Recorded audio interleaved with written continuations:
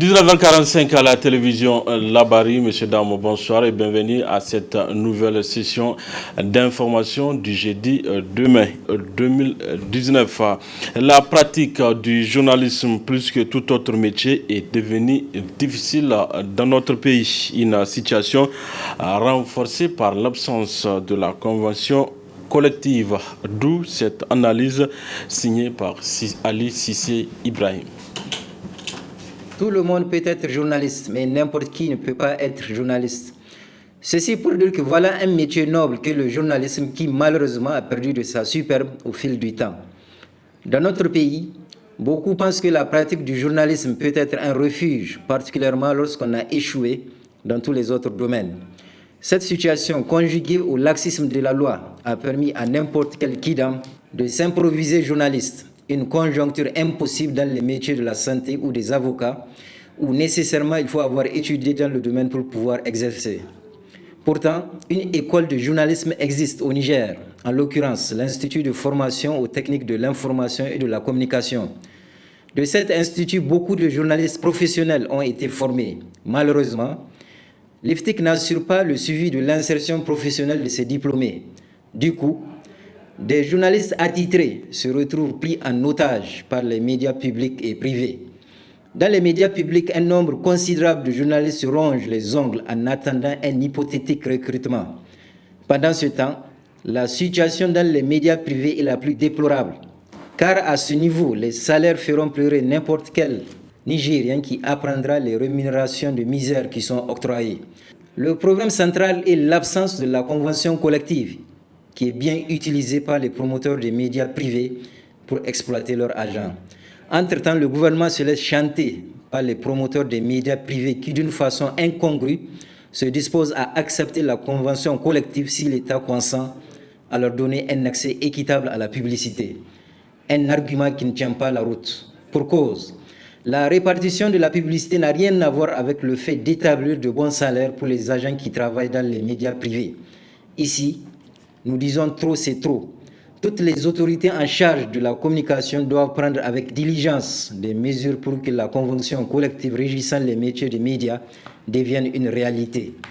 Plus encore, le président de la République, Issouf Mahamadou, qui aime raconter les réalisations de sa politique de renaissance devant les micros des journalistes, a le devoir de s'exprimer en faveur de l'instauration immédiate de la convention collective dans le domaine des médias.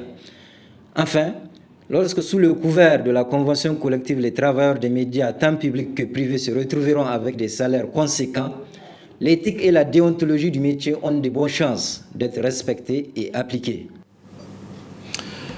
Bien dit Ali Cissé Ibrahima. En prélude à la journée de la Croix-Rouge, les agents de la Croix-Rouge de la région de Niamey, à l'instar des autres régions du Niger, ont initié des activités humanitaires, parmi lesquelles un don de sang à la CNTS de Niamey. Mariama Christine Bormou et Ibrahim Abdou. Ce geste symbolique témoigne du souci de la Croix-Rouge à sauver des vies humaines à travers ce don de sang au Centre national de la transfusion sanguine CNTS de Niamey. Cette initiative de la Croix-Rouge a lieu chaque année sur toute l'étendue du territoire national, en prélude à la journée de la Croix-Rouge célébrée tous les 8 mai. Maintenant, c'est devenu une tradition. Chaque année, nous fêtons le 8 mai, la journée mondiale de la Croix-Rouge. Et chaque année, nous avons décidé de faire des dons de sang. Nos volontaires de la Croix-Rouge font des dons de sang. Et c'est chaque année, nous savons l'importance que le sang a aujourd'hui dans notre pays. Il y a beaucoup d'accidents, il y a beaucoup de femmes qui accouchent et parfois perdent du sang. Et donc, donner du sang, c'est sauver la vie. Et nous, en tant que Croix-Rouge, nous sommes là pour assister toujours les personnes vulnérables. Et c'est dans ce cadre-là que chaque année, Inch'Allah, nous ferons toujours les dons de sang en direction des populations qui en ont besoin. Donc vous voyez, c'est un acte important pour nous et ça fait partie un peu de nos activités traditionnelles. Au nombre de 50, les volontaires de la Croix-Rouge ont répondu à l'appel de leur structure afin de donner une chance de survie aux malades qui en auront besoin de sang.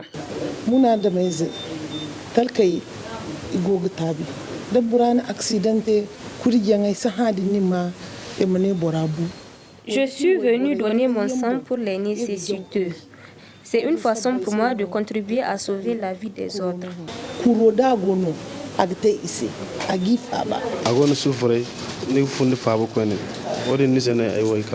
Venir en aide à son prochain est un acte récompensé par Dieu. J'appelle la population à faire pareil. Satisfaite de l'initiative, la responsable de CNTS encourage la Croix-Rouge et invite d'autres bonnes volontés à leur emboîter le pas. C'est vraiment un acte humanitaire et on apprécie beaucoup leur détermination pour aider le centre à sauver des vies. Et on encourage aussi d'autres organismes à œuvrer dans le même sens. L'apport de tout donneur, c'est vraiment un plus pour le centre, parce que toute poche peut sauver une seule vie. Donc supposons qu'on ait jusqu'à 50 poches, c'est vraiment énorme. Et on les remercie de pouvoir même sensibiliser et faire déplacer encore plus. Cette activité humanitaire de la Croix-Rouge est une occasion pour le Centre national de la transfusion sanguine de disposer d'assez de poches de sang dans sa banque pour répondre à sa mission. L'Union syndicale progressiste des travailleurs ISPT a aussi effectué son traditionnel défilé du 1er mai. Hier, les milliers de militants ont défilé du rond-point Zabarkan au rond-point Famay et c'était un succès, nous rapporte Abdrazak Léo.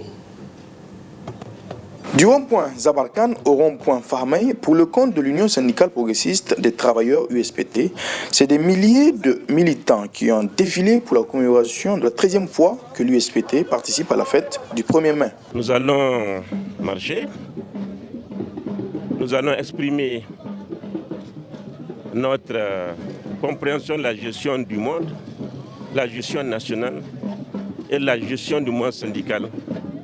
La marche du monde syndical, tout en bien sûr exprimant notre douleur suite à ce qui s'est passé en tuant des résistants contre l'exploitation de l'homme par l'homme.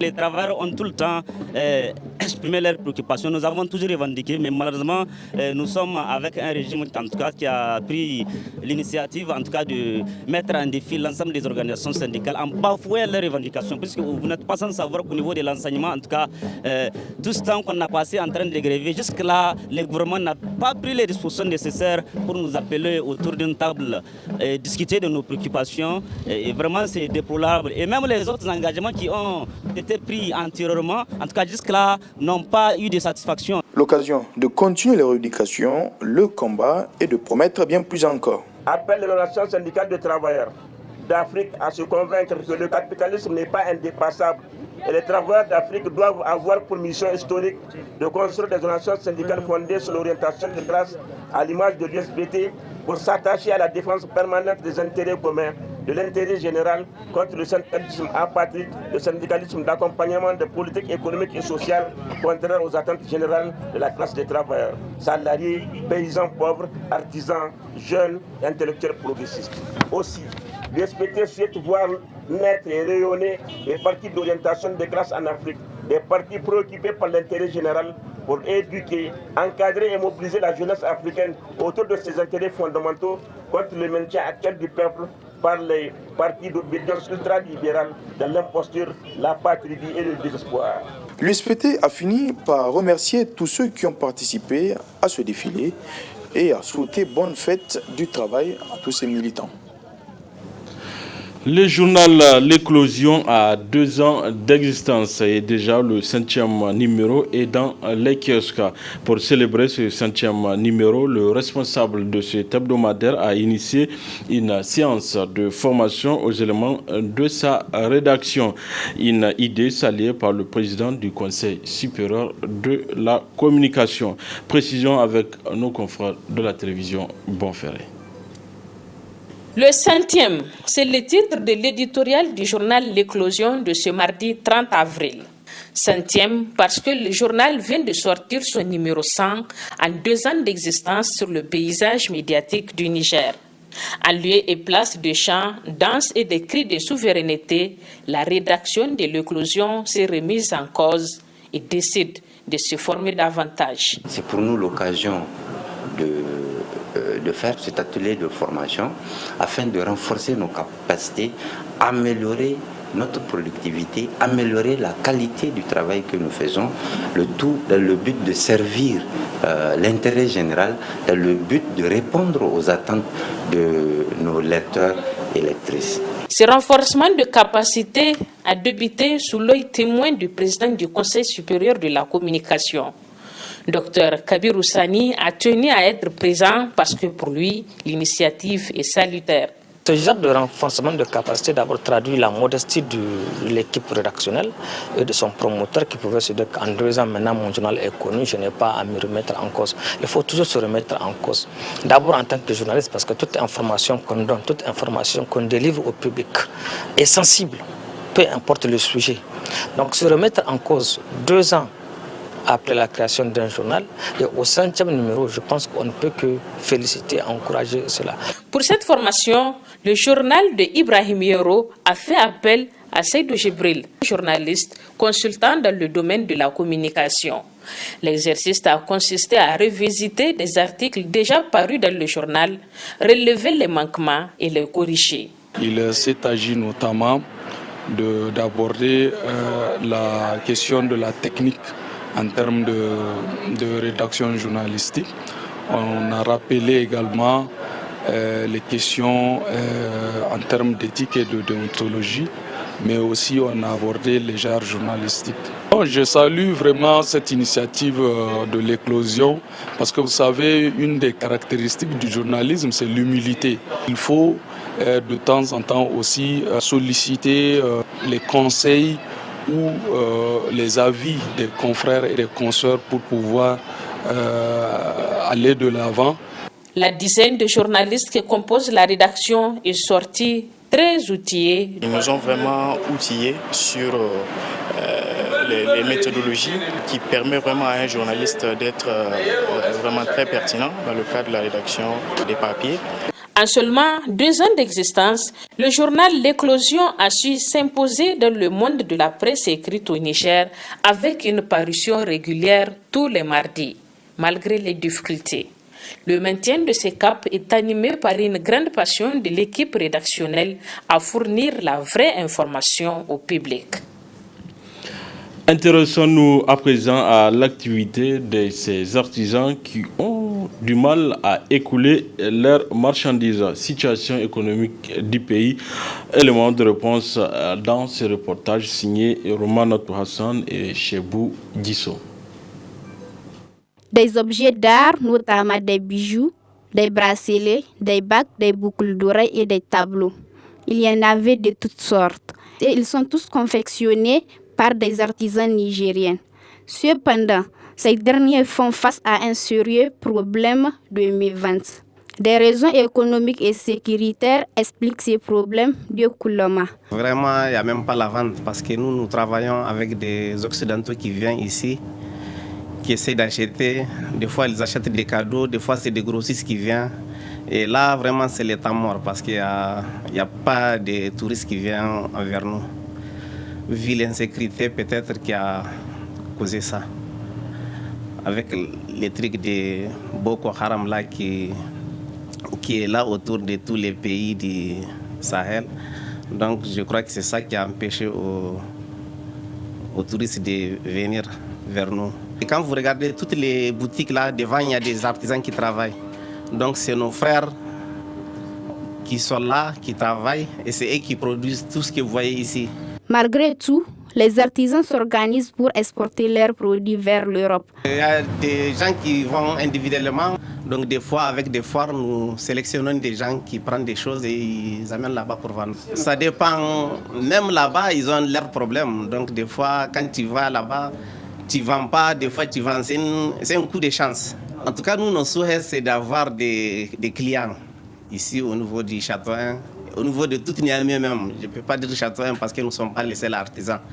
Donc au niveau de tous les Niger, nous souhaitons que le tourisme revienne et que chacun gagne son pain. Nous cherchons à ce que ce qu'on produit soit consommé dans les pays. Et nous ne sommes pas... Pourquoi les gens ont peur de venir vers nous? Peut-être ils trouvent ça cher. Et même s'ils trouvent ça cher, il faut chercher à s'entendre avec les gens.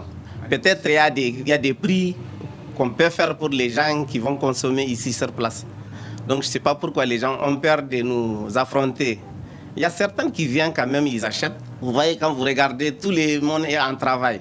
Donc nous voulons que tous les gens qui vont venir ici doivent avoir des trucs qu'ils vont acheter.